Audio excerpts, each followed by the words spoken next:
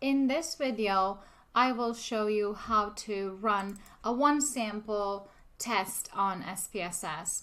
When you have this window in front of you and you have your data open, you go to File, Analyze, which is the 1, 2, 3, 4, 5, 6, 6th or 8th, usually the tab up top is Analyze.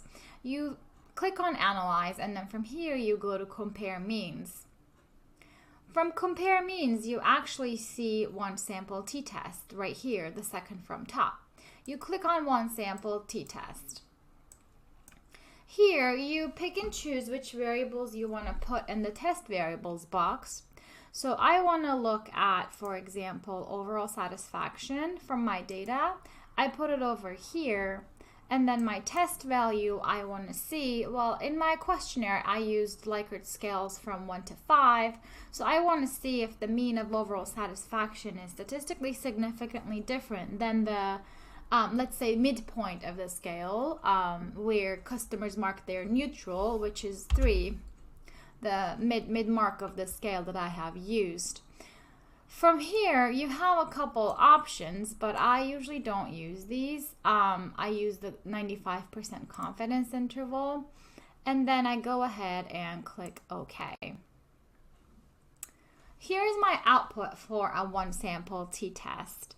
You see that for overall satisfaction question in my questionnaire, I have received 1,837 responses. I have a mean of 3.76 and a standard deviation of 1.01. This is just a little summary of my sample, and then here in the second table I actually see the results of my t-test. It says my t is equal to 32, my degrees of freedom is 1,836, and sig denotes the p-value observed in my test. So my p-value observed is less than 0.05. It's closer to 0.0000. And the mean difference between my test value and my mean is 3.76. It makes sense. This is the numerator of your one sample t-test. In a one sample t-test, you take your group mean, which is 3.76, and then subtract the test value or the hypothesized mean from it, which is 3. So 3.76 minus 3 is 0.760. This is the confidence interval that's drawn around the difference. So it's drawn around 0.76. The confidence interval, the 95% confidence interval drawn around it, starts at 0.71 and ends at 0.81. You don't really need to know this part, but if 0 is within this confidence interval, usually your t will not come out as statistically significant.